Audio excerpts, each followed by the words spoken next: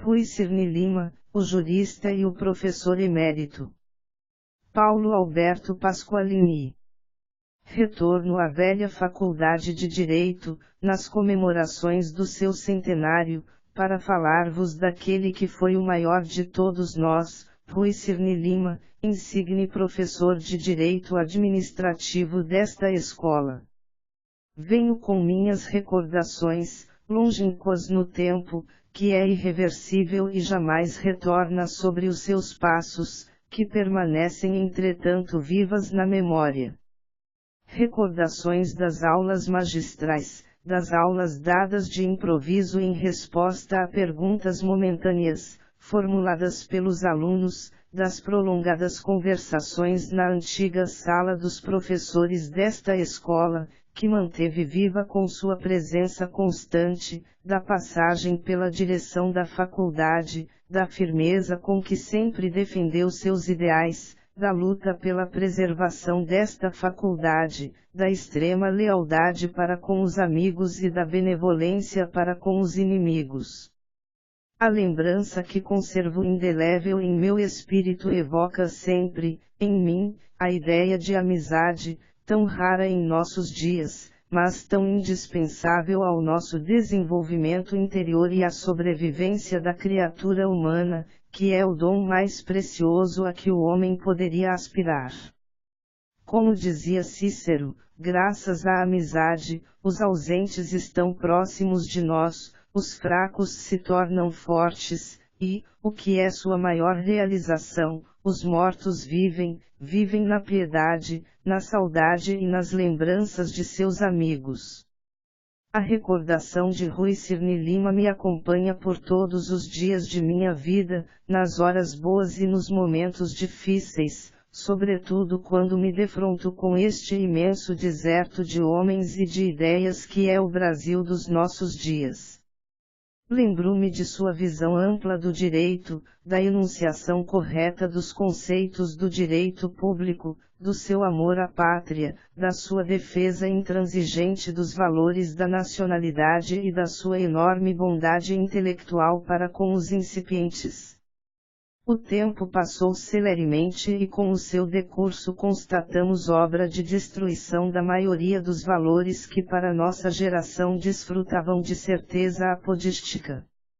O saber foi substituído pela improvisação, a verdade pela incerteza, o espírito público e o civismo pelo cinismo e pela falsidade e os valores da nacionalidade se perderam ou estão desgarrados diante dessa onda de modernidade ignara, que se apossou de tudo e de todos.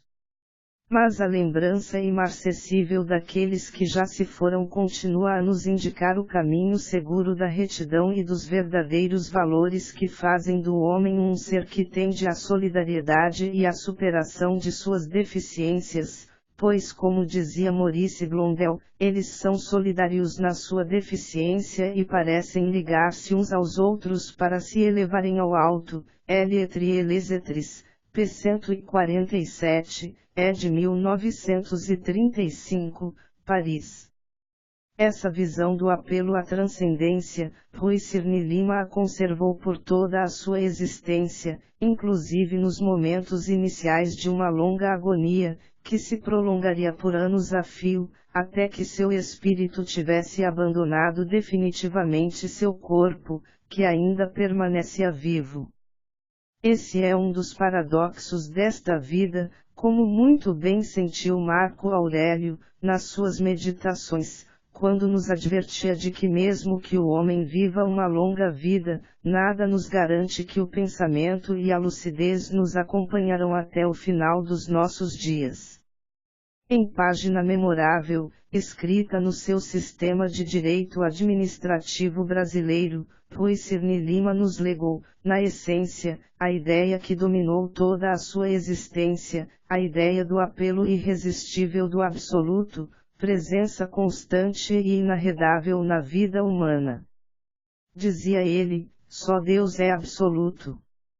Mas, de outra parte, em tudo que é relativo, ressoa o apelo do absoluto, o arrebatador apelo da perfeição essencial.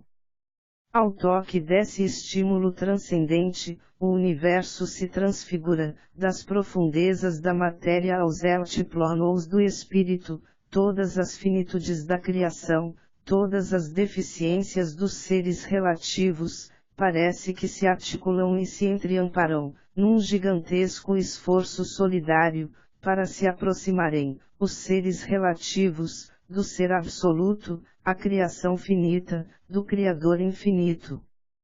Quando compreendemos que a matéria é o que é vitalizável, a vida, o que é espiritualizável, o espírito, o que, na alguma medida e por obra da graça, é deificável, compreendemos, também, ao mesmo tempo, todo o mistério e toda a grandeza desse esforço ascensional, em resposta ao apelo da perfeição.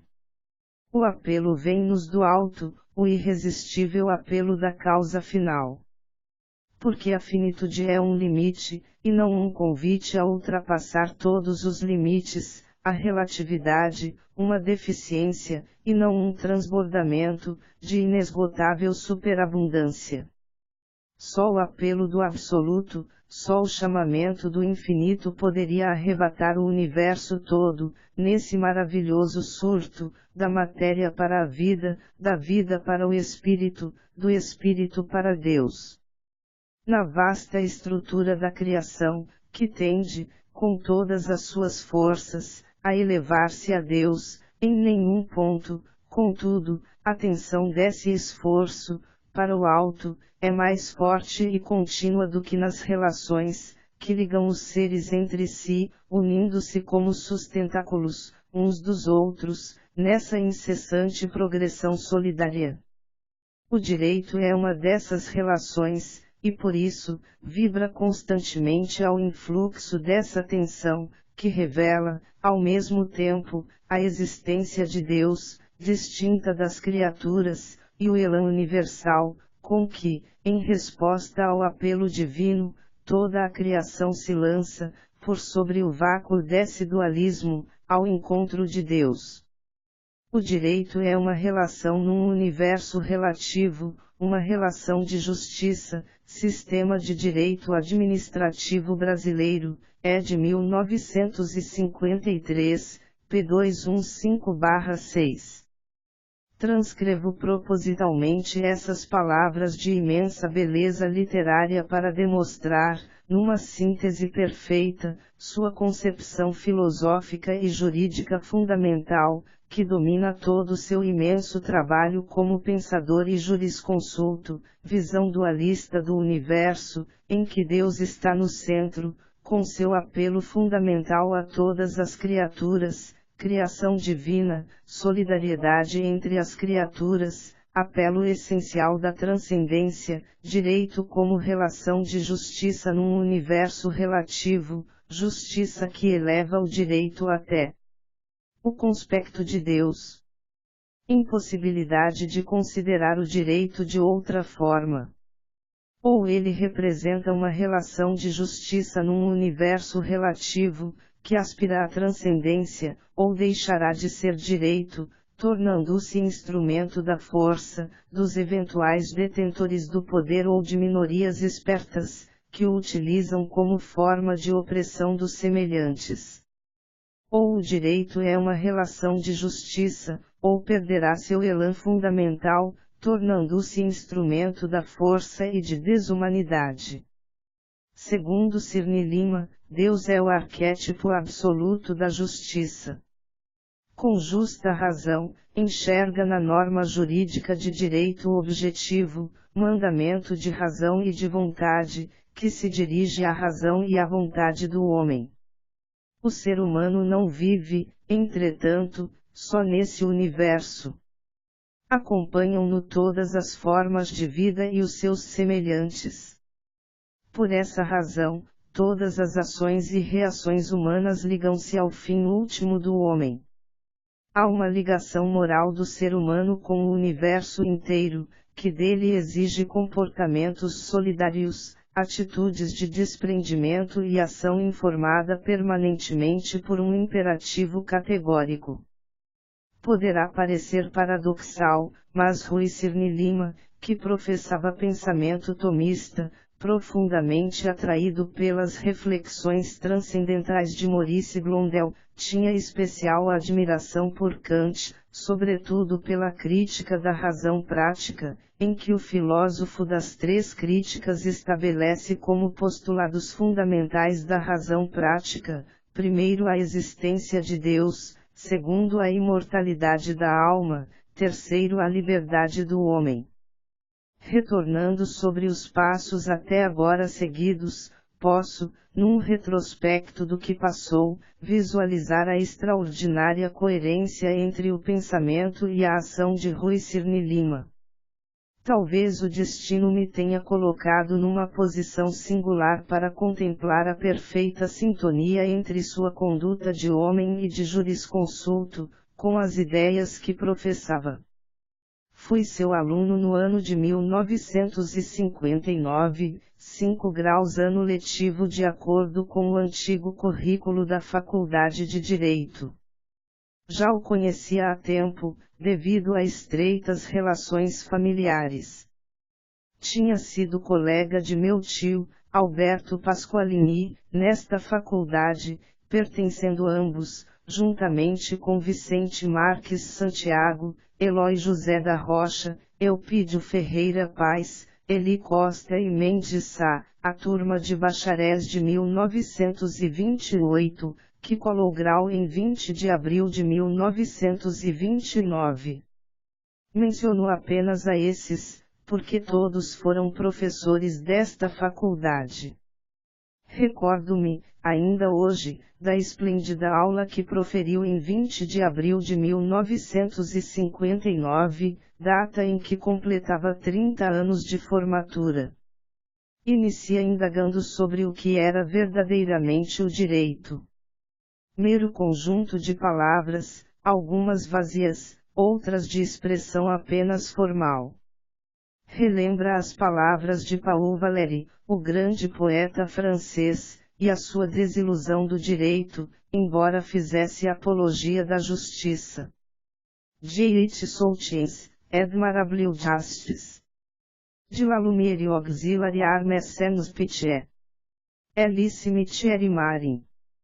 Faz um excurso sobre as diferentes concepções, que procuram um fundamento último para a ordem jurídica. Enquanto as palavras fluíam, nós, estudantes que recém chegávamos ao último ano do curso, com as naturais limitações doutrinárias que nos caracterizavam, contemplávamos, num silêncio quase reverente, as disquisições filosóficas daquele nosso professor que despertava em todos, a um tempo só, admiração, respeito e temor pela distância que o separava de nós, pela imensa erudição jurídico-filosófica. Mas para o fim daquela brilhante exposição sobre o sentido último do direito, nosso professor relembra a figura de José de Arimateia, o justo juiz, que se negou, juntamente com Nicodemos, a condenar Cristo no Sinédrio, a quem São Lucas denomina de homem bom e justo, Lucas 23, 50,51, por não ter concordado com a condenação de Jesus e por ter pedido o corpo para o governador Pôncio Pilatos, comprando o campo de um oleiro para lhe dar sepultura. Depois desses fatos, narra-nos a lenda, segundo a qual José de Arimateia teria partido de Jerusalém, de posse do cálice da última ceia, percorrera toda a África do Norte até o Estreito de Gibraltar, ali atravessara o mar Mediterrâneo, passara do continente europeu em direção à Britânia e terminara a sua peregrinação num lugarejo ao sul da Inglaterra, hoje chamado de Glastonbury, onde teria fincado seu cajado, que se transformou no Holy Thorn, o espinheiro santo, que até hoje existe junto às ruínas da abadia de Glastonbury. Ao final da aula, nos dava a mensagem fundamental de que o direito só tem sentido se for um instrumento para realizar a justiça e de que todo o homem deve ter essa vocação, revelada por José de Arimateia, de perseguir sem desfalecimento e sem vacilações, a justiça. O direito nada seria se não houvesse o homem bom e justo a que S. Lucas faz referência em seu Evangelho. Ao terminar a preleção, justifica o porquê daquela belíssima disquisição histórico-filosófica sobre o direito e a justiça, afirmando que, naquele dia, completava 30 anos de colação de grau, em que prometera solenemente patrocinar a justiça e jamais faltar à causa da humanidade, humanitatis causa nunquam de futurus. Porque naquele dia, explicava que a formatura tinha sido adiada porque o orador da turma, Alberto Pasqualini, estava acamado em dezembro de 1928, e só pôde estar restabelecido em abril de 1929.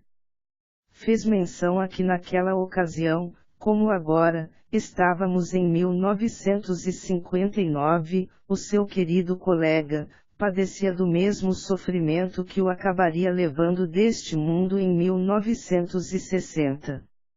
Lembrei-me, então, da edição dos Princípios de Direito Administrativo Brasileiro, de 1954, que tinha em meu poder e que pertencia a Alberto Pasqualini, na qual tinha aposto dedicatória afetuosa, acompanhada de uma carta, que entre outras coisas, dizia o seguinte: Caro Pasqualini, recebi tua carta, em que te congratulas com os pequenos êxitos deste professor de província, teu colega. Justo orgulho temos nós, teus colegas de turma, de ti, pela fidelidade que tens demonstrado ao ideal de uma sociedade mais justa e humana e pela serenidade com que tens enfrentado as incompreensões inevitáveis e as lutas extrênuas em favor desse ideal. A carta era de fins de outubro de 1954, mês em que Alberto Pasqualini acabara de perder pela segunda vez a eleição para o governo do Rio Grande do Sul. Somente a generosidade e a extrema sensibilidade moral de Rui Cirne Lima é que poderiam, de forma sintética e lapidar, expressar a solidariedade e a compreensão de que o amigo e colega tanto necessitava naquele momento, em que sofria mais uma derrota eleitoral. Era a manifestação do homem bom e justo, a que se referia São Lucas, ao falar de José de Arimateia. Essa conduta do homem bom e justo foi a expressão invariável da atuação de Rui Cirne Lima neste mundo. Bastaria relembrar sua veneração pelo professor Walter Jelinek, tão bem expressa em nota aos 5 graus dos Princípios de Direito Administrativo Brasileiro, de 1954, nota 6, em que afirma: 6. Walter Jelinek, professor em Heidelberg, herdou de Georg Jelinek, com o sangue e o nome, o gênio da jurisprudência. Mestre insigne, de suas lições largamente aproveitamos. Subjaz a esse curto elogio todo um relacionamento, que perdurou por anos, entre o professor Rui Cirne Lima e o professor Walter Jelinek. Jelinek foi perseguido terrivelmente pelo nazismo. Nos últimos tempos da guerra foi reduzido à condição de fiscal de quarteirão, já que lhe haviam proibido lecionar na Faculdade de Direito de Heidelberg. Durante a fase mais dura da guerra, o professor Rui Cirne Lima lhe fez chegar, por intermédio da Cruz Vermelha Internacional, toda a sorte de ajuda material. Ao findar o conflito, Walter Jelinek lhe escreveu agradecendo a generosidade do auxílio, dizendo que sem ele não poderia ter sobrevivido à guerra. Pouquíssimas pessoas sabem desse fato, mas é chegada a hora de proclamá-lo, para demonstrar que o sentimento de solidariedade e de justiça, que o professor Rui Cirne Lima professava, não se resumia ao simples enunciado de palavras, mas se traduzia numa constante ação em prol de amigos que necessitavam de seus préstimos e numa generosidade permanente, que se endereçava a todos os seres humanos. Num mundo em que os bons caracteres estão progressivamente desaparecendo, Rui Cirne Lima desponta como homem de caráter exemplar. Sua disposição permanente de alma para praticar o bem, para defender as causas justas e combater o bom combate, nos recorda a afirmação perene, feita por Kant, segundo a qual nada possivelmente pode ser concebido, no mundo ou fora dele, tão bom quanto um bom caráter. Bom caráter supõe lealdade para com seus amigos, discípulos e colegas de profissão e magistério. Bom caráter significa firmeza na defesa de um ideal. Bom caráter significa ação inabalável em defesa das instituições e das tradições mais caras da pátria. Bom caráter representa a abertura permanente de alma para a humanidade. Esta faculdade de direito muito deve ao bom caráter do professor Rui Cirne Lima. Tive a oportunidade de acompanhar a luta estrênua que travou com a burocracia acadêmica para preservar a faculdade, seu currículo, seu prédio, suas tradições, seu passado e seu futuro. Não foi tarefa fácil de gladiar-se, em meio às intrigas que medravam como erva daninha num governo de exceção, com adversários impenitentes, intrigantes e mal intencionados. Providências eram tomadas cujas só tinham em seu favor a vezania e a mais absoluta falta de bom senso. Como dizia René Descartes, o bom senso é a coisa mais bem dividida que há no mundo, pois cada qual pensa estar dele tão bem provido, que mesmo aqueles mais difíceis de contentar em qualquer coisa, não têm por hábito desejar mais bom senso do que já possuem. O bom senso tentou fazer e chegou a produzir estragos consideráveis nesta universidade, sob o pretexto de operar a reforma do ensino. Nosso país, desgraçadamente, se alimenta, permanentemente, de reformas. Dir-se-á que somos filonestas por vocação perpétua. Sempre se está reformando alguma coisa, ou operando a reforma da reforma. A reforma da universidade, contra a qual tanto lutou o professor Cirne Lima, no que concerne à Faculdade de Direito, trouxe absurdos que até hoje produzem resultados duvidosos. Como sempre, a tendência reformista dominante granjeou adeptos em quantidade, principalmente entre os que cortejam o poder e não sabem ter uma postura vertical em sua vida. Contra esses homens e contra essas falsas ideias o professor Cirne Lima lutou bravamente. Não pôde vencer uma onda avassaladora que se formou, mas conseguiu, pelo menos, refrear certos ímpetos reformistas, que visavam a destruição completa dos cursos jurídicos. Esse é, na verdade, o destino dos grandes jurisconsultos, desde a Roma antiga, de se defrontarem com os donos momentâneos do poder, de lutar pela justiça, de propugnar pela compreensão racional do direito e de terminar, não raro, oferecendo sua saúde e sua vida em defesa de suas convicções. A história revela o exemplo inolvidável de amor ao direito e às causas justas de Aemilius Papinianus. Buckland refere que foi para effectus praetoriu de Septimius Saviras. Foi para effectus, ainda, na cidade de York, a antiga Eburacum dos romanos, ao tempo em que o futuro príncipes comandava a Britânia e se caracterizava por sua aversão mais completa a todas as formas de falsidade, de astúcias e de sutilezas capciosas dentro do direito. Terminou morto por ordem de Caracalla, filho de Septimius Saviras, por se negar a justificar a morte do irmão do mesmo Caracalla, de nome Geta, fiel à memória do pai de ambos, que lhe recomendara especialmente, antes de morrer, a proteção dos dois irmãos. Foi um dos grandes jurisconsultos romanos, assim como o Piano, que também morreu nas mãos dos pretorianos e como o maior de todos, Salvio Juliano, que teve a fortuna de viver durante os reinados de Adriano, Antonino Pio e de Marco Aurélio. O destino dos jurisconsultos de absoluta integridade moral nem sempre é lisonjeiro. Não raro, a fidelidade às convicções, o amor à justiça e o confronto inevitável com os eventuais e passageiros detentores do poder, ou de algum poder, lhes acarreta o ostracismo e muitas vezes, no curso da história, o último sacrifício, que é a entrega da própria vida. Se as formas mais violentas de reação à independência, ao destemor e à defesa do ideal da justiça foram progressivamente sendo eliminadas pela evolução da civilização, isso não significa que a repulsa aos juristas independentes e fiéis aos seus princípios morais seja menor em nossos dias.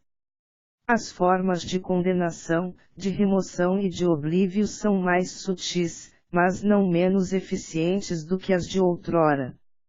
Se é verdade que sempre haverá um jurisconsulto áulico para justificar os abusos do poder, também é verdade que um número incontável será perseguido e abandonado à margem do caminho trilhado pela prepotência, pela ignorância e pela sede insaciável de poder e de riqueza, que caracteriza o tempo em que vivemos. Não foi apenas na administração da vida acadêmica que Rui Cirne Lima se defrontou com o irracionalismo que se desenvolveu na segunda metade deste século e que atinge seu zênite na atualidade em que vivemos.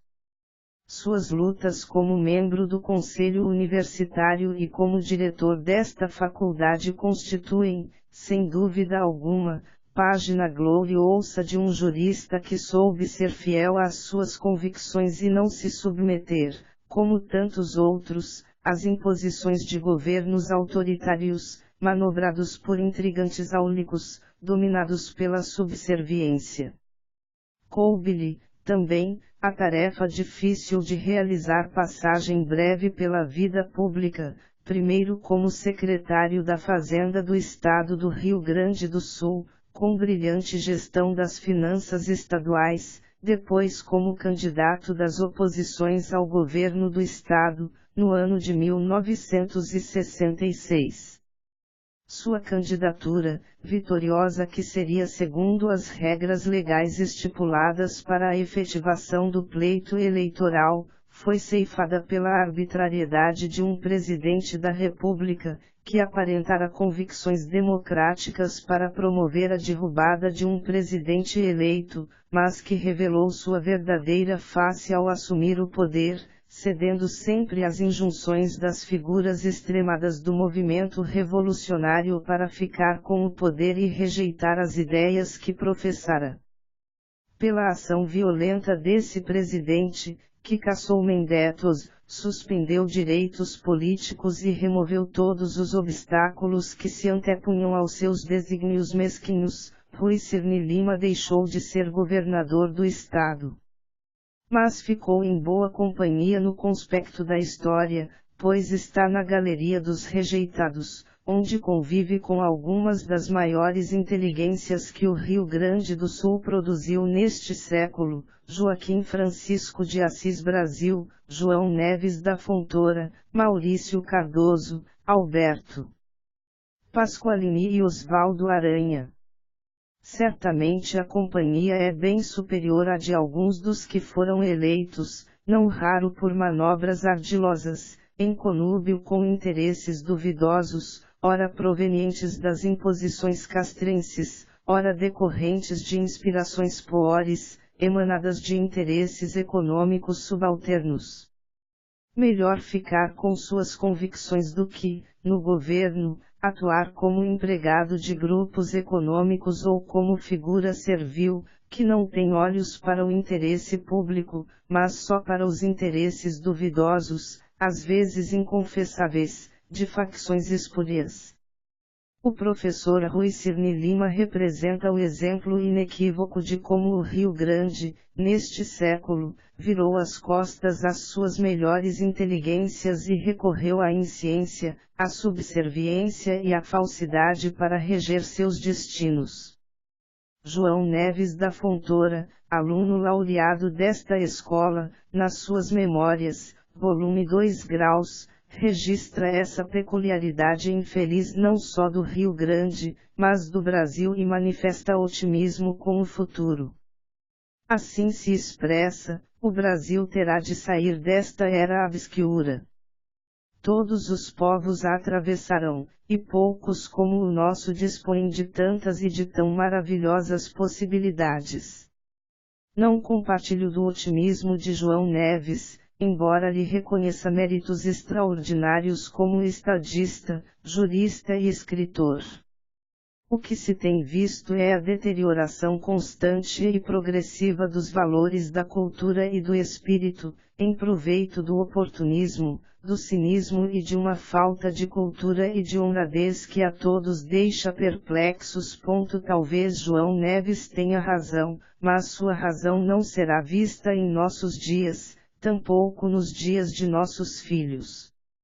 Trata-se, aparentemente, de visão milenar, que transcenderá em muito a vida das próximas gerações. O professor Rui Cirne Lima, por sua vida e suas obras, nos faz recordar o pensamento desenvolvido por Henri Bergson naquela que talvez seja a principal de suas obras, Les deux sources de la morale et de la religion. A visão restritiva de uma sociedade baseada no instinto, a sociedade fechada, Bergson opõe a de uma sociedade aberta, em que desponta o amor à humanidade e a solidariedade fundamental que deverá unir todo o gênero humano. Embora não fosse religioso, reconhecia que é somente por intermédio de Deus, e em Deus, que a religião convida o homem a amar o gênero humano. Da mesma forma, é somente por intermédio da razão, na razão pela qual nos comunicamos com todos, que os filósofos nos fazem contemplar a humanidade para nos demonstrar a iminente dignidade da pessoa humana e o direito de todos ao mais profundo respeito. Para a realização dessa sociedade aberta são necessários os homens excepcionais, nos quais a moral da solidariedade e do imperativo categórico se encarna. A inteligência deverá estar subordinada a preceitos altruístas e ao amor da humanidade para que se realize a obra de abertura da sociedade. Um ser inteligente, à procura daquilo que representa exclusivamente o seu interesse pessoal, terminará fazendo, sempre, o oposto do que reclamaria o interesse geral.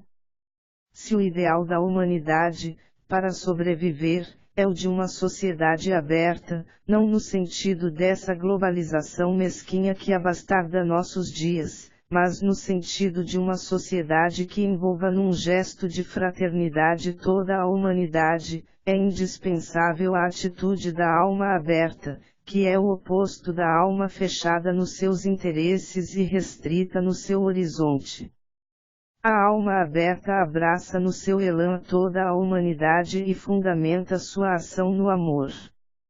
Dizia Bergson, com profunda acuidade, que la charité subsisterà et celui qui la possède, lorsmem que will ny aurait plus de autres vivant sur la terre. Obecit, ed. 1961, p. 34. Mesmo que sobrevivesse um só homem nesta terra, numa alma aberta, proveniente de uma sociedade aberta, a caridade e o amor deveriam subsistir, por imperativo divino ou de razão, para que a reconstrução do mundo fosse viável. Essa visão do mundo dominou o pensamento e a ação de Rui Cirne Lima. Alma de escola, aberta à humanidade, inspirado sempre na caridade que tanto acalentava em seu íntimo, trouxe essa concepção, em parte religiosa, em parte filosófica, para seus estudos jurídicos, que se caracterizam por uma visão abrangente do mundo, por erudição invulgar em nossa vida acadêmica, por uma unidade de pensamento, que vai dos fundamentos até as consequências últimas do direito. Por isso, vale o esforço de reviver os diferentes temas, por ele repensados, com a modéstia dos verdadeiros sábios e com a compreensão de que, na verdade, pouco poderemos acrescentar aos conhecimentos já acumulados no decorrer das gerações. O que podemos é reelaborar o que já foi pensado, pois, como dizia Goethe, embora todo o inteligente já tenha sido pensado, deve-se procurar pensá-lo ainda uma vez. Máximas e reflexões, N. 441. O pensamento jurídico-filosófico de Rui Cirne Lima forma um todo, que vai de largas incursões no campo da filosofia do direito e da epistemologia jurídica e no das províncias do direito objetivo, vizinhas ao direito administrativo até o âmago dessa disciplina. Mas sua investigação tinha caráter nitidamente heterodoxo, pois se apoiava, em larga medida, no direito romano, de forma preferencial.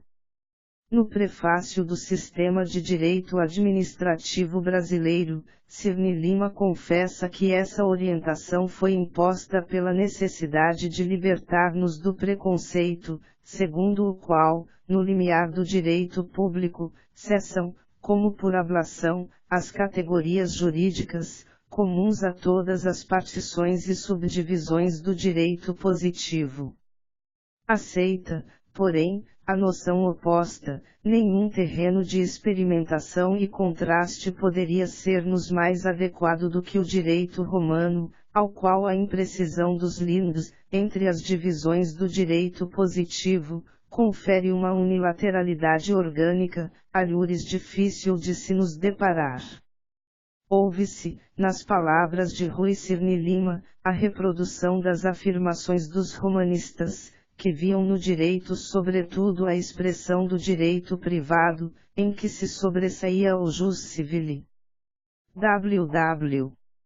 Buckland, ao referir-se à divisão do direito privado, adotada por Justiniano, cita as Institutas, em que é dito que omnia ius quotimur vela ad personas pertine vela ad res vela ad actions, INST 1.2.12.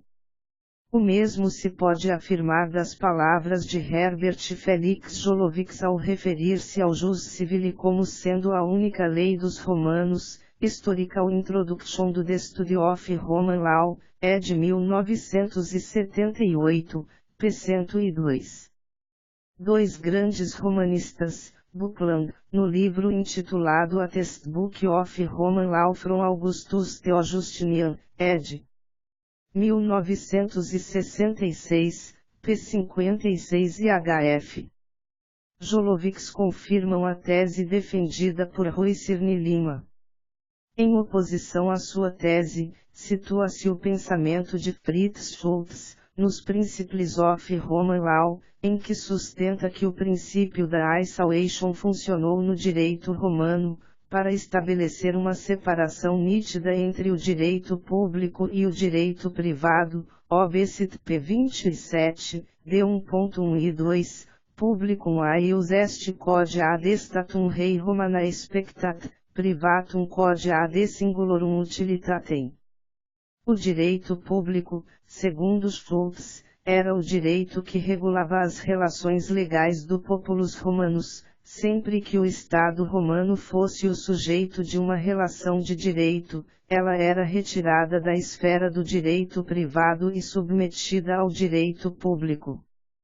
Embora Fritz Schultz reconheça a pobreza da literatura sobre o direito público em Roma, não lhe nega autonomia e estabelece rígida separação e isolamento entre o público e o privado. Mas reconhece que a tendência romana de esvaziar o direito de conteúdos políticos, econômicos, sociais, éticos e religiosos, dominou o direito por milênios, vindo, na Alemanha do século passado, a alcançar grande triunfo com a obra do Dr. Paul Laban, intitulada Staatsrecht, o direito público do Império Alemão, em que o método do isolamento, praticado pelos romanos, foi largamente utilizado.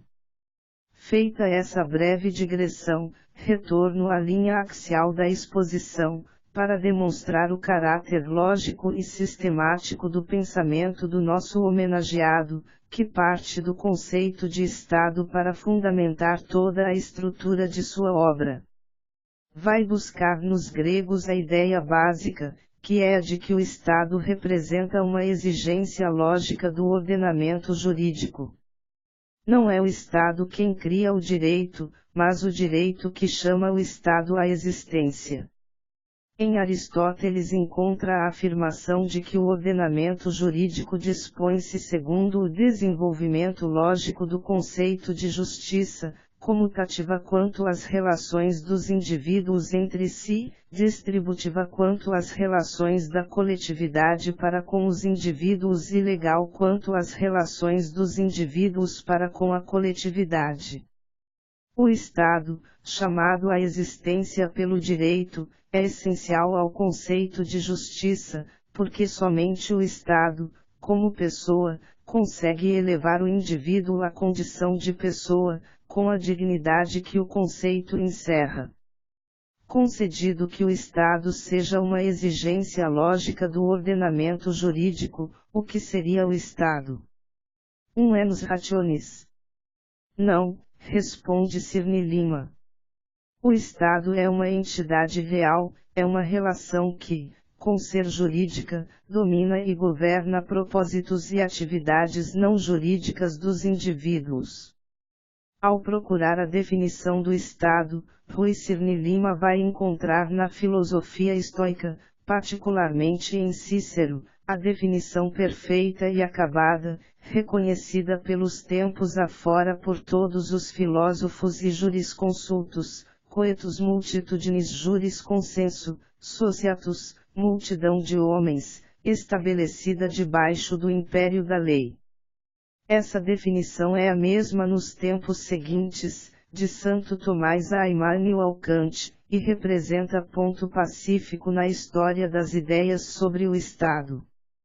Neste século, Francisco Ferrara, por quem o professor Rui Cirne Lima nutre a especial admiração, manifestou juízo idêntico, visualizando, porém, a questão em sentido inverso, ao afirmar: certo la forza de imperio dello Stato riposa in ultima analisi sua quiescenza del popolo soggetto, Trattato de Diritto Civile Italiano, Roma, ed. 1921, página 7.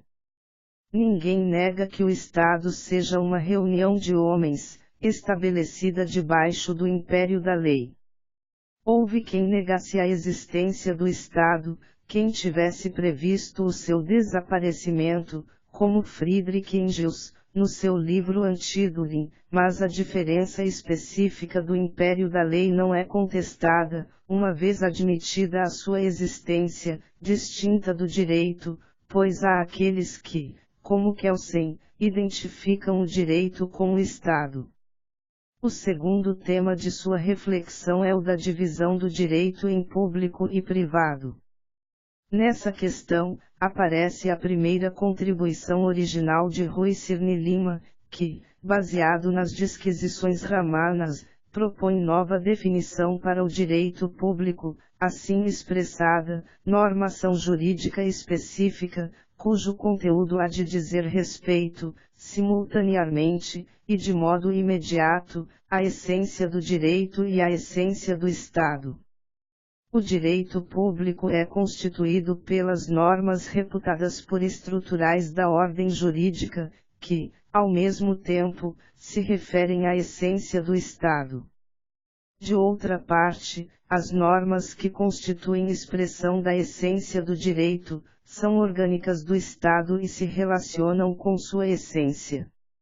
Cirne Lima, com essa nova definição do direito público, prolonga o seu ensinamento sobre a íntima relação entre o direito e Estado, para demonstrar que tudo quanto disser respeito, de modo imediato, à essência do direito e à essência do Estado, é público e as normas respectivas constituem direito público.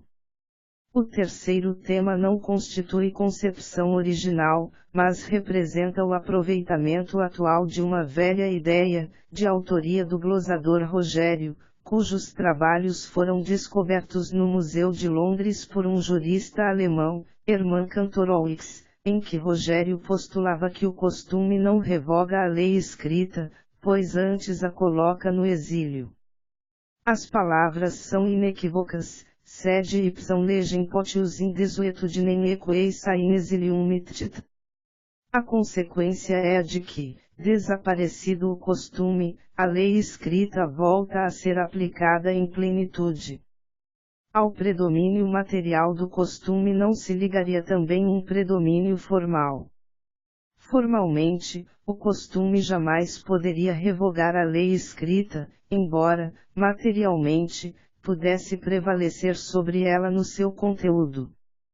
O quarto tema relevante de sua disquisição é constituído pela relação de administração, que é uma construção original e genuína do grande mestre do direito administrativo.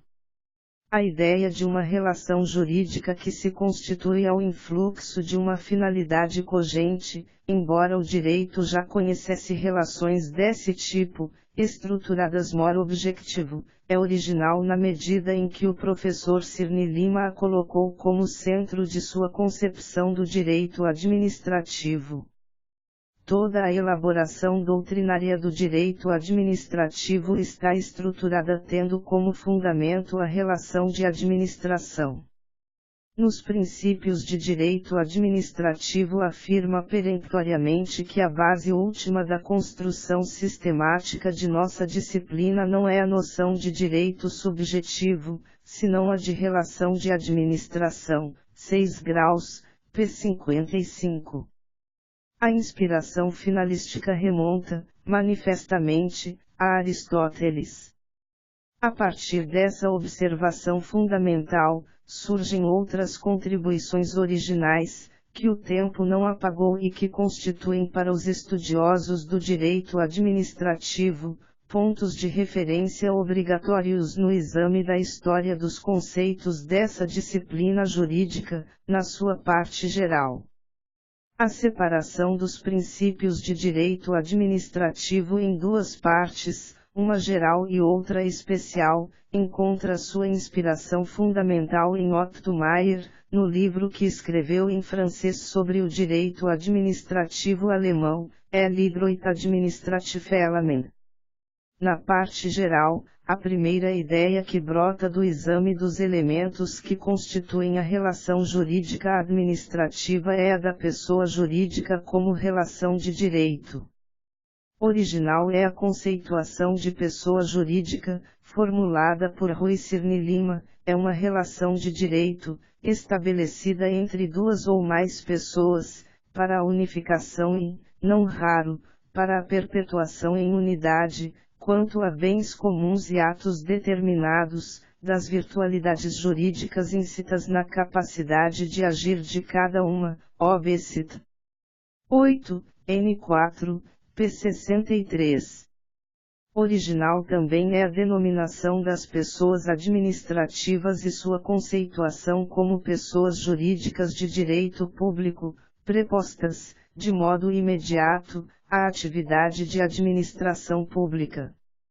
As três formas estruturais da personalidade jurídica, compreendendo as corporações, as fundações e os estabelecimentos públicos, Cirne Lima as buscou no direito administrativo alemão, em que desde Otto Meyer a Forstoff e Hans Julius Wolff é noção pacífica e indiscutível. Já na etimologia da palavra persona, que provém do verbo latino personare, que significa ressoar, e, primitivamente, a máscara com que os atores cobriam o rosto, cuja boca era disposta para aumentar a voz, a fim de poder ser distintamente ouvida em todos os pontos dos vastos anfiteatros, aparece a investigação sugestiva e original. Da máscara, a palavra persona passa a significar o caráter representado pelo ator, depois ao papel que cada um de nós representa na grande cena do mundo, finalmente, vem a representar a significação técnica que lhe emprestam os jurisconsultos. Mas a máscara, que se chamava de persona, significava primitivamente a plenitude e a perfeição do homem, medidas segundo a sua semelhança com Deus. A dupla asserção, segundo Cirne Lima, que aí se forma da individualidade humana e da sua essencial afinidade com o Criador, traduz-se entre os povos primitivos, pela máscara sagrada, tão viva e expressivamente como, hoje, pela noção de pessoa. Tal é o sentido profundo do símbolo que informa, pela definição nominal, a noção de pessoa. Pessoa é a plenitude, a perfeição do homem, comparado a Deus. Mas a ideia de plenitude e de perfeição são aplicadas não apenas ao homem, mas referidas à própria sociedade, mais do que ao indivíduo.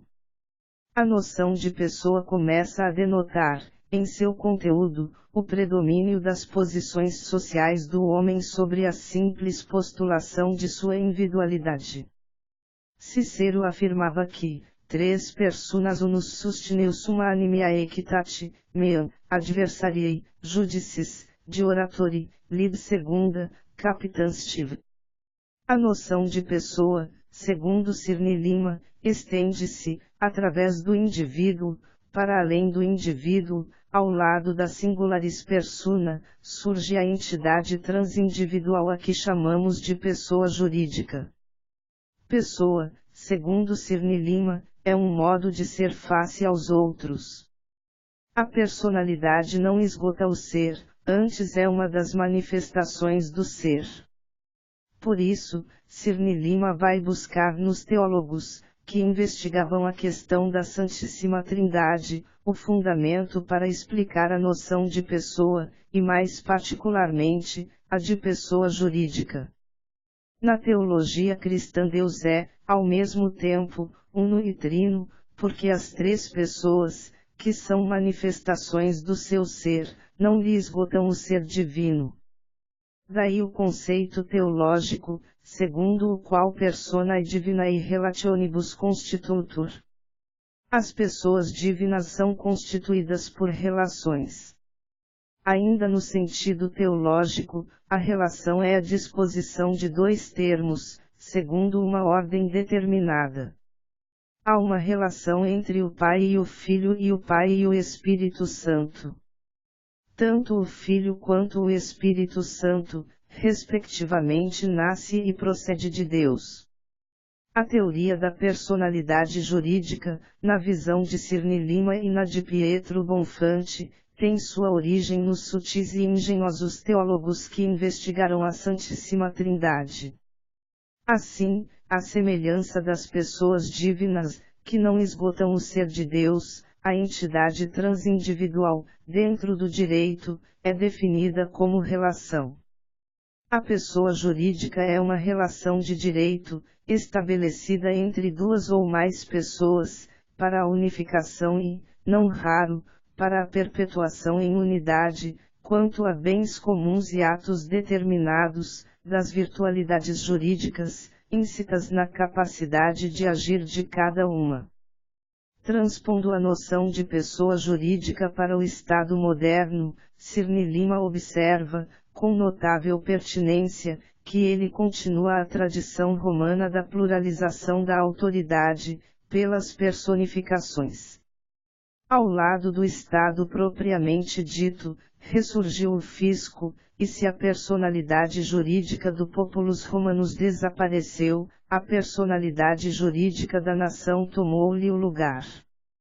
Todas essas inúmeras pessoas administrativas que compõem o Estado entre nós, desde a União Federal, passando pelos Estados-membros, por milhares de municípios e de autarquias constituem manifestações da personalidade jurídica, da entidade transindividual de direito público, tanto as de natureza política e existência necessária quanto as de natureza meramente administrativa e existência contingente.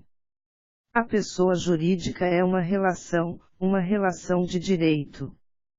Como relação, novamente se socorrendo dos ensinamentos de um grande teólogo, Duns Scotus, nosso homenageado nos diz que já aquele notável filósofo e teólogo nos dizia que non videtur inconveniens procedere infinitum in relationibus, dictum est quod relatio fundatur super relationem sicut proportionalitas super proportionem. Como relação, a pessoa jurídica se presta à multiplicidade, de que o direito administrativo nos dá testemunho, ora criando, ora extinguindo pessoas administrativas. O certo é que, se algumas são extintas, novas são criadas, adaptadas às exigências e às necessidades dos novos tempos. Um fato é incontestável, no dizer de Cirne Lima, nunca uma só personalidade bastou à comunidade política, nem a mais unitariamente organizada. Valha como exemplo o Estado romano. Estado romano que tinha nos municipia, nos vitia e nas societatis publicanorum, reguladas pelo direito público, segundo Fritz Schultz, pessoas jurídicas equivalentes às inumeráveis pessoas que compõem o nosso controvertido e complicado Estado brasileiro da atualidade. Sua contribuição ao estudo do direito subjetivo é, também, original e relevante. Nesse, como em outros temas, sua concepção filosófica, que o liga ao tomismo, está presente. O direito é uma relação de justiça, num universo relativo. Em Deus, porém, a justiça é uma pessoa. Ele é a justiça. O direito, enquanto referido ao absoluto, é sempre subjetivo, essencialmente subjetivo, pois é uma pessoa. No próprio direito objetivo está a marca dessa subjetividade essencial. A lei, que lhe é a expressão genérica, traz, na própria etimologia da palavra, o sinal indelével da subjetividade essencial do direito. Lex provém do sânscrito leg, que significa por.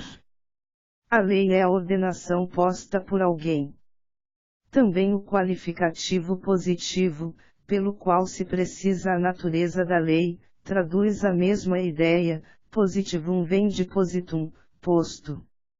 O direito é sempre posto por alguém, supõe um sujeito capaz dessa ação.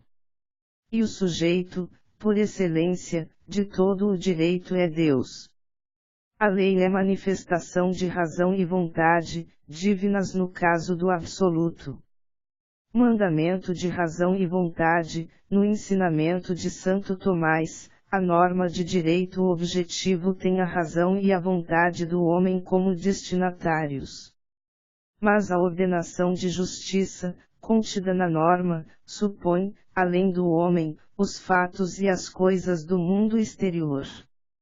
Somente o homem poderá exercer uma ação ordenadora sobre os fatos e as coisas do mundo que o cerca. Daí, Cirne Lima formula a sua definição de direito subjetivo, o poder, reconhecido ao homem, de exercer uma ação ordenadora, segundo a justiça, dos elementos objetivos do mundo exterior.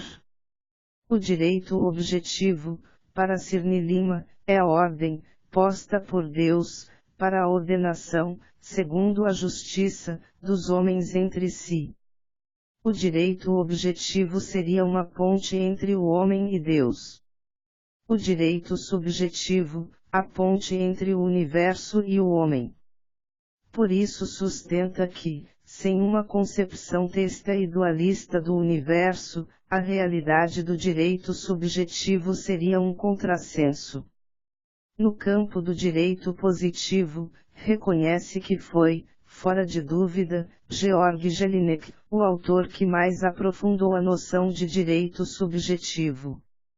E a Georg Jelinek deve-se à concepção do direito subjetivo, na qual este se estrutura como uma interpretação da vontade e do interesse, a primeira, elemento formal, o último, elemento material de subjetivação jurídica. Que é, entretanto, esse interesse que, na concepção de Georg Jelinek, constitui a matéria do direito subjetivo.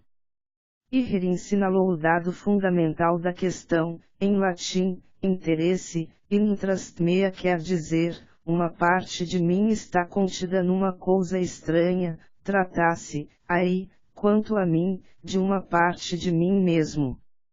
Esse interesse, que é a matéria mesma do direito subjetivo, não mais é, pois, senão a expressão psicológica da dependência moral das coisas e dos fatos, face do homem. Na medida em que estes dependem moralmente do homem, tende o homem a tê-los por partes de si próprio, ampliações de sua personalidade. Nesta acepção, Savigny definiu o patrimônio como uma extensão da personalidade. À sua vez, a vontade tem, na concepção de Georg Jelinek, aquela mesma função essencial, que já lhe reconhecemos, de ordenadora, segundo a ordem da justiça, das coisas e fatos do mundo exterior. Somente, escreveu ele, como conteúdo possível da vontade, torna-se um objeto do mundo exterior, ou uma relação do homem ao homem, parte integrante do mundo humano dos bens e interesses.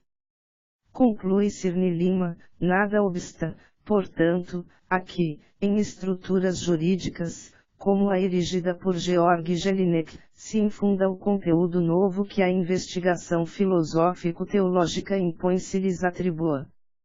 Essa mudança de conteúdo será, na doutrina do direito subjetivo, certamente uma renovação, porque antigas as aquisições teológicas a lhe serem infundidas, uma renovação fora do tempo, uma renovação pelo eterno.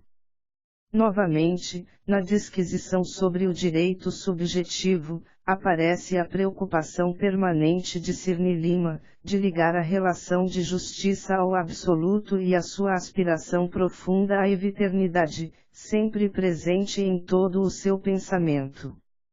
Dizia ele, a esse propósito, em todas as manifestações do espírito humano, desde as mais corriqueiras às mais singulares, nota constante é a aspiração à eviternidade ou, reversamente, a tendência à libertação do tempo.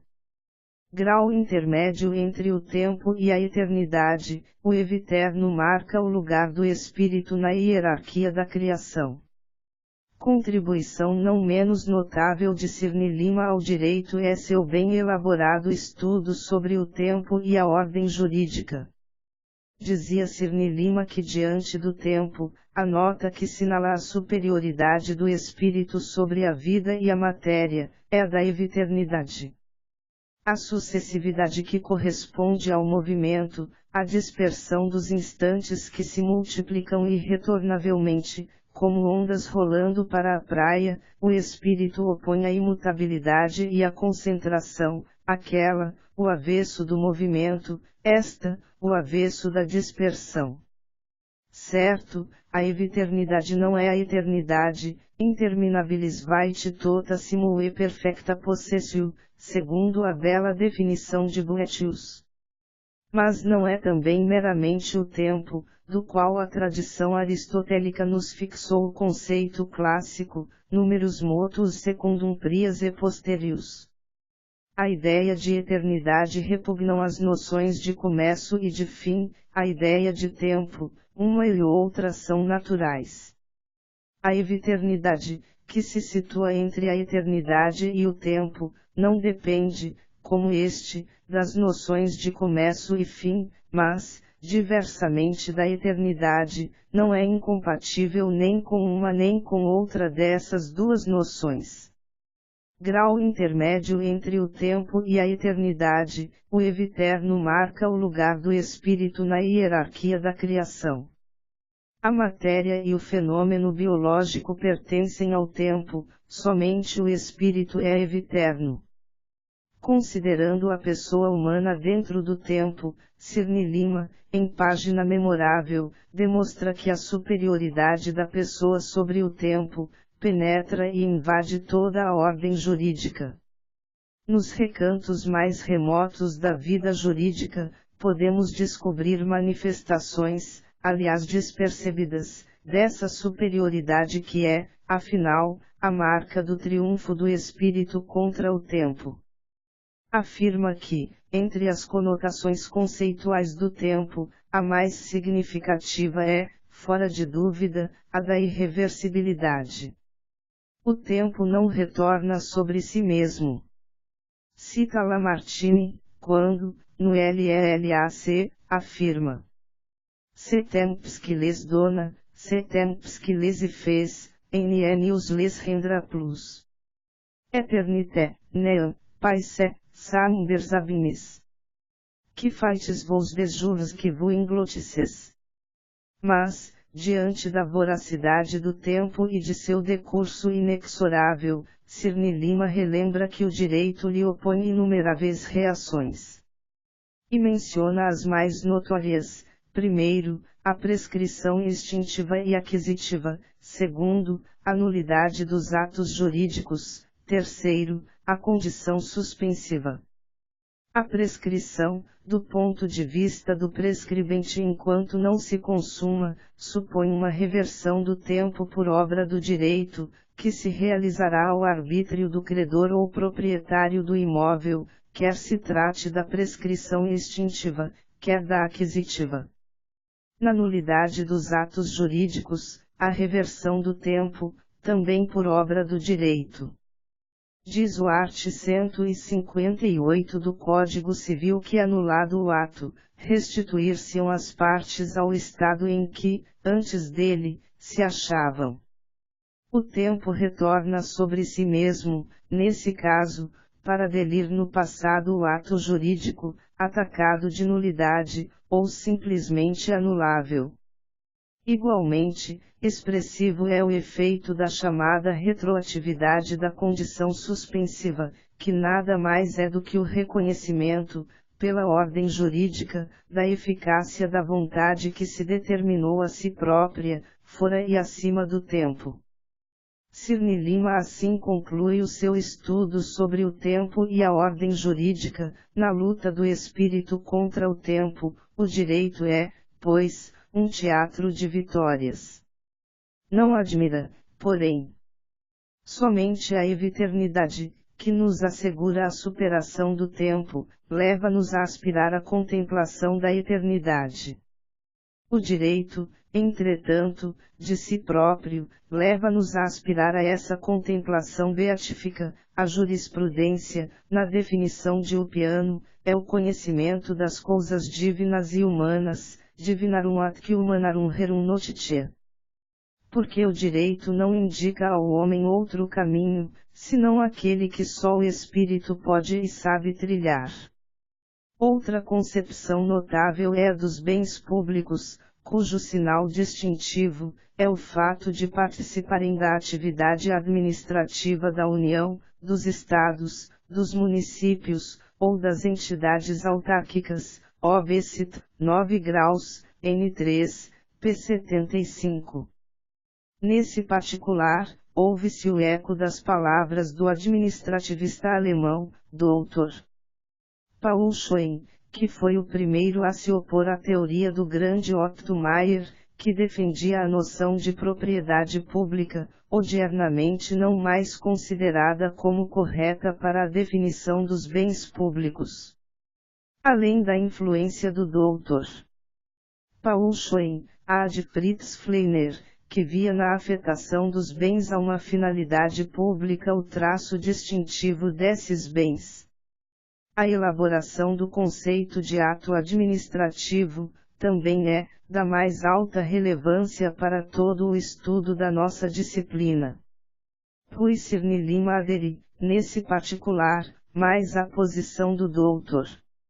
Walter Jelinek, que admite a existência de dois tipos de ato administrativo, o ato administrativo unilateral, Einseitigerverwaltungsakt, e o bilateral, Zweiseitigerverwaltungsakt, em oposição à concepção de Otto Meyer, que via no ato administrativo exclusivamente um ato de autoridade, emanando da administração, ato que determina, diante do sujeito, aquilo que, para ele, deve ser de direito no caso individual, muito embora Meyer admitisse a existência de um ato administrativo que, para produzir seus efeitos, deveria ter a submissão do particular declarada, que denominava de Verwaltungsakt auf Unterwerfung, ato administrativo por submissão, e Ernst Forsthoff considera-se que somente poderia ser denominado ato administrativo uma medida autoritária unilateral,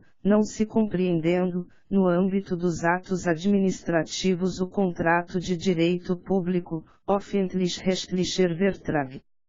Mas, Forsthoff também admite a existência de um ato administrativo com a colaboração do destinatário, Mitwirkungsbedürftiger Verwaltungsakt. Rui Cirne Lima adota, porém, posição mais abrangente do que a dos administrativistas alemães e sustenta serem atos administrativos não apenas os atos unilaterais, tampouco os atos administrativos por submissão, ou progredindo mais, os atos administrativos bilaterais, que exigem a manifestação de vontade do destinatário, mas inclusive o contrato administrativo. Todos os atos jurídicos praticados, segundo o direito administrativo, pelas pessoas administrativas, são atos administrativos. A definição é abrangente e envolve, simultaneamente os típicos atos administrativos unilaterais e os contratos de direito público, que Cirne Lima considerava como verdadeiros atos administrativos. A posição doutrinária é polêmica e até hoje se admite uma ou outra solução, muito embora a lei tenha caminhado na direção da opinião de Cirne Lima, ao estipular que todo o procedimento licitatório, abrangendo inclusive os contratos decorrentes, é ato administrativo formal, art. 4 graus, único, Lei N. Graus 8.666/93. Ainda na parte geral, a contribuição mais significativa de Cirne Lima, a par da relação de administração, consiste na sua bem elaborada disquisição doutrinária sobre o serviço público, colocado na parte geral porque consistiria, a seu ver, uma categoria jurídica, indecisa em seus caracteres, que envolveria simultaneamente, os sinais distintivos da individualidade pessoa e da individualidade coisa. Sabe-se que o direito distingue perfeitamente pessoa de coisa. Pessoa jamais poderá ser considerada coisa, e coisa não poderá ser pessoa. Mas, no serviço público, as duas categorias se misturam e se confundem, para formar um tipo novo, criação peculiar do direito administrativo. Trata-se, sem dúvida, de uma das grandes contribuições de Cirne Lima ao direito administrativo pátrio, ainda não suficientemente estudada e desenvolvida.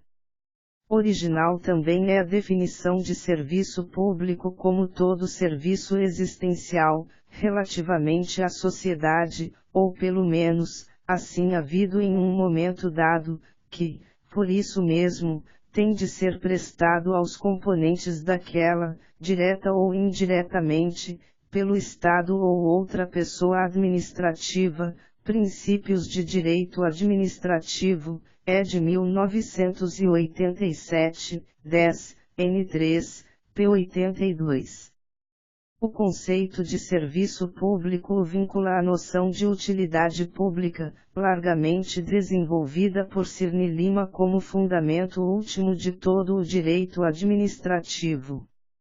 Afirma, ele, que esse conceito não tem conteúdo jurídico, cabendo a outras ciências, como a política, a sociologia, e a da administração, a determinação do largo e variável conteúdo desse princípio fundamental do direito administrativo.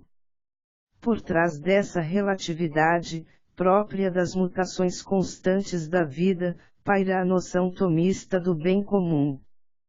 Que é a utilidade pública? Responde, tal como a concebemos é a expressão orgânica do bem comum, a definição deste, quanto aos meios e processos, capazes de realizá-lo.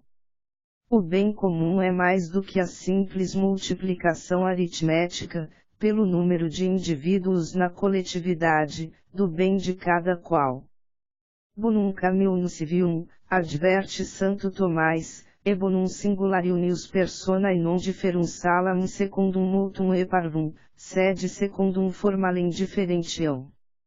Nenhuma dúvida, pois, poderia haver quanto à inspiração nitidamente tomista do conceito que Cirne Lima forme-la de utilidade pública, que se moldaria sobre a noção de utilidade social, cuja, por sua vez, estaria intimamente vinculada ao conceito de bem comum. Cirne Lima conclui dizendo que a utilidade pública representa o conjunto dessas condições, indispensáveis ao bem comum, Sistema de Direito Administrativo Brasileiro, ed. 1953, p. 43/45. Mas retornando à exposição sobre o serviço público, nela aparece a posição patriótica e nacionalista de Cirne Lima sobre o tema, que certamente não teria mudado, ao influxo das toleimas propaladas pelo liberalismo econômico, que pode seduzir os fracos de vontade e parcos de conhecimento, mas jamais os que possuem visão profunda e verdadeira da realidade. Afirma Cirne Lima que a primeira garantia que deveria cercar o serviço público seria a do patriotismo dos agentes, que estava inscrita na Constituição Federal de 1937. Da Lei Ordinária sobre as Concessões de Serviço Público, dizia, deveria-se esperar disposição análoga. Na parte especial dos seus princípios de direito administrativo, Cirne Lima oferece contribuição notável ao direito público brasileiro, no capítulo referente à competência. Trata-se de exposição original, pois os demais autores não tratam do tema, à exceção do notável Pontes de Miranda, que discorreu sobre tudo em nosso direito. Mas eu ousaria dizer que Cirne Lima, nessa passagem, supera o próprio Pontes de Miranda e oferece contribuição definitiva ao pensamento jurídico nacional. O capítulo da competência está no 16 dos princípios e deveria constituir leitura obrigatória, sobretudo para os políticos mal informados, destituídos de conhecimentos elementares, que, ao serem eleitos para um cargo do poder executivo, passam a se considerar como donos do poder, com direito de cometer toda a sorte de desatinos. A exposição de Cirne Lima sobre a competência, uma vez lida por quem assume esses cargos, talvez servisse para mitigar a ignorância do eleito e a petulância e presunção, que são as consectárias naturais daquela. Cirne Lima, ao discorrer sobre a competência, atinge os paramos mais elevados do pensamento e realiza obra perene, que o tempo jamais apagará. Ainda na parte especial, duas contribuições de Cirne Lima merecem referência. A primeira, consistente no desenvolvimento do conceito de servidão administrativa, que havia sido criado por Otto Mayer. Cirne Lima o adapta com maestria ao nosso direito, não tendo sido superado, nesse particular, por ninguém. A segunda, é a noção de sanção administrativa, que Cirne Lima, em visão original, a compara com a sanção do direito canônico, cujo sinal distintivo está assinalado, naquele direito, nas leges mir poenalis, em que a quantia da pena acumula a reparação com a punição propriamente dita, Princípios de Direito Administrativo, 23 e 26. Na obra do professor Rui Cirne Lima observa-se a influência marcante da ciência jurídica alemã e dos seus jurisconsultos, em que sobressaem, no campo do direito administrativo e no direito público, em primeiro lugar a figura notabilíssima de Otto Mayer, bem como de Walter Jelinek, Paulo Schoen, Paul Laban, Ernst Rudolf Huber, Hans Julius Wolff e Ernst Forsthoff, embora Cirne Lima fizesse restrições ao último por seu comportamento moral e político durante o nazismo. Nesta exposição, procurei demonstrar a originalidade do pensamento de Rui Cirne Lima, que dele fez o jurista mais notável, nascido no Rio Grande do Sul neste século. Talvez os próximos tempos possam oferecer novos valores, que venham a preencher o enorme vazio que sua morte deixou. O certo é que, como disse meu pai, alguns mortos levaram consigo um pouco de nós. Deixaram atrás de si um deserto que nem o progresso e nem a multiplicação da vida conseguem povoar. Na série dos acontecimentos cósmicos, a morte é um mistério como a própria vida. Entre o nada e o ser existe uma extensão que ninguém conhece, talvez um pequeno véu que o homem ronda há séculos, sem que consiga transpor. Seja como for, há deste lado do véu uma realidade sensível, o espaço vazio que alguns deixam é bem maior que o de outros. Rui Cirne Lima está nesse caso, que Arlindo Pasqualini descreveu com tanto sentimento e profundidade. O espaço que ele deixou até hoje não foi preenchido por ninguém e dificilmente será. Rui Cirne Lima herdou dos romanos, duas ideias que foram fundamentais em sua vida de jurisconsulto e de professor de direito.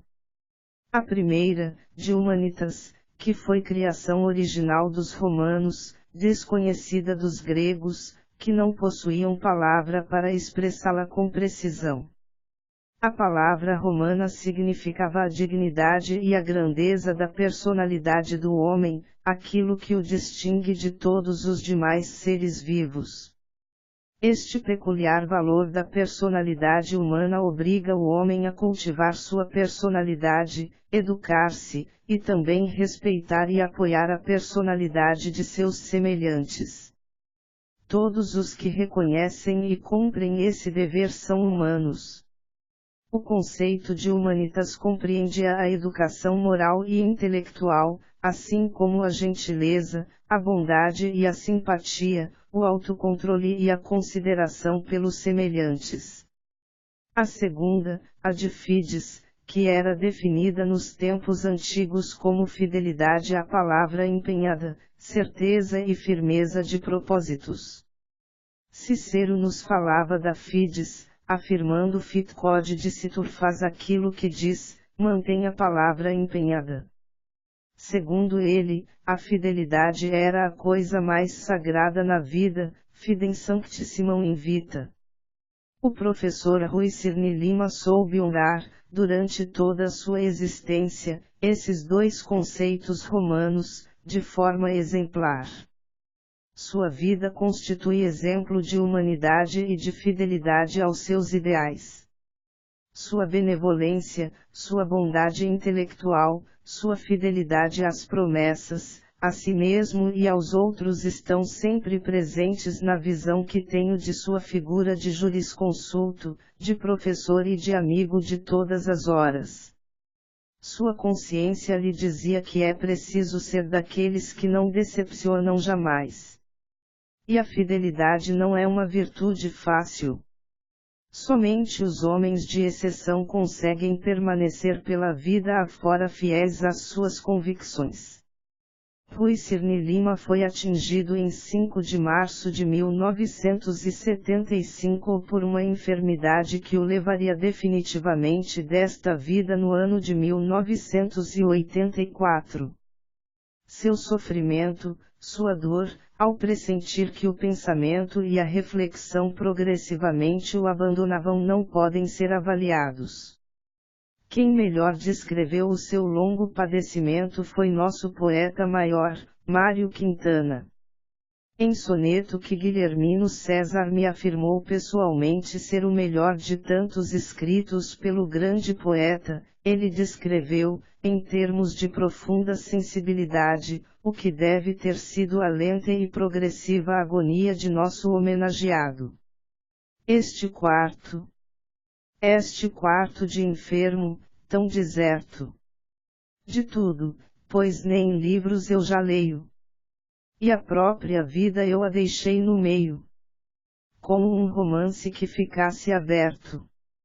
Que me importa este quarto, em que desperto? Como se despertasse em quarto alheio. Eu olho é o céu. Imensamente perto. O céu que me descansa como um seio. Pois só o céu é que está perto, sim? Tão perto e tão amigo que parece. Um grande olhar azul pousado em mim. A morte deveria ser assim. Um céu que pouco a pouco anoitecesse. E a gente nem soubesse que era o fim. Os últimos 9 anos do que restou da vida do professor Rui Cirne Lima foram passados num quarto de enfermo, em que, pouco a pouco, viu a razão e o espírito o abandonarem, permanecendo, tão somente, um olhar fixo no infinito, até que num determinado dia chegou a noite e tudo terminou.